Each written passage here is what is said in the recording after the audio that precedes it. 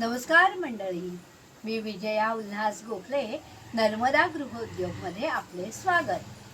आज एक जुन्या पद्धतीची भाजी मी करून दाखवणारे भरले कांदे.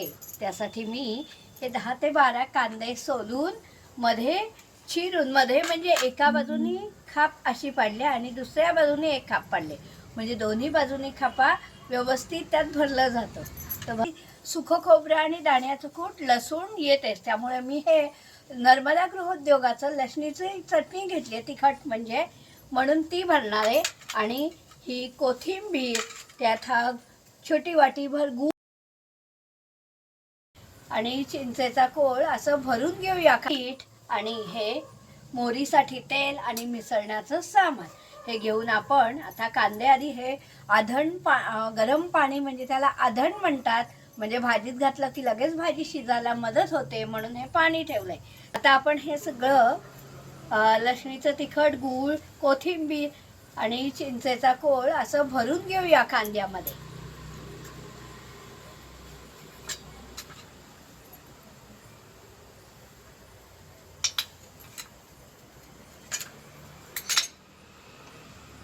थोडं मीठ घालायचं, कारण आधी ह्याच्यामध्ये तिखटामध्ये मीठ आहेच.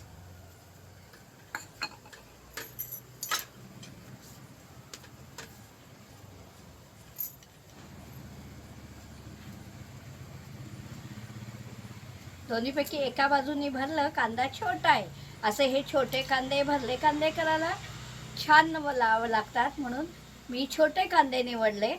तर असे ह्या भरून घ्यायचे कांदे सगळे.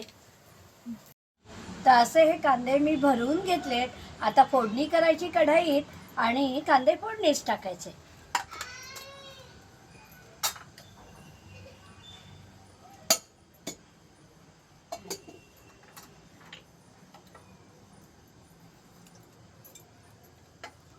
मोहरी तडतड वाजायला लागली आहे.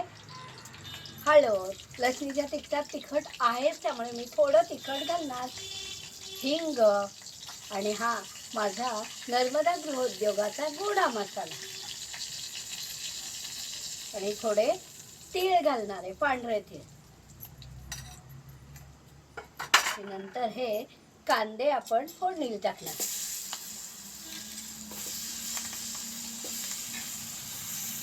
आधण ठेवलेलं ते आधण पाणी टाकायचं, म्हणजे कांदे पटकन शिजतात.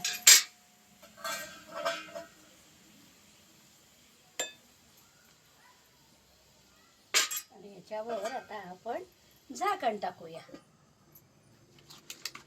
एक 10 मिनिटात हे कांदे, 10 मिनिटाच्या आतच हे कांदे शिजून लागतील, आणि मग शिजल्यावर मी तुम्हाला दाखवते. भाजी आपली तयार असेल. छान उकळी आले, कांदा पण शिजलेला आहे, आणि आता ही राहिलेली कोथिंबीर आपण वरती टाकून देऊया, आणि छान अशी ही तयार आहे भरलेल्या कांद्याची भाजी, म्हणजेच भरले कांदे. माझ्या सासूबाई आणि माझी आई करायची. जुन्या काळातल्या बायकांना भाज्या उपलब्ध नसल्यामुळे अशा त्या नवीन नवीन पदार्थ करायच्या, असेल त्या सामुग्रीमध्ये पदार्थ करायचे.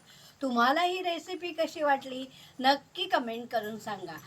चॅनलला लाईक करा, शेअर करा, सबस्क्राईब करा. ही भाजी भाकरीबरोबर पण खाऊ शकतो आणि भाताबरोबर पण घेऊ शकतो. तर नक्की ही भरले कांदे करून बघा आणि मला सांगा कसे झालेत. नर्मदे हर.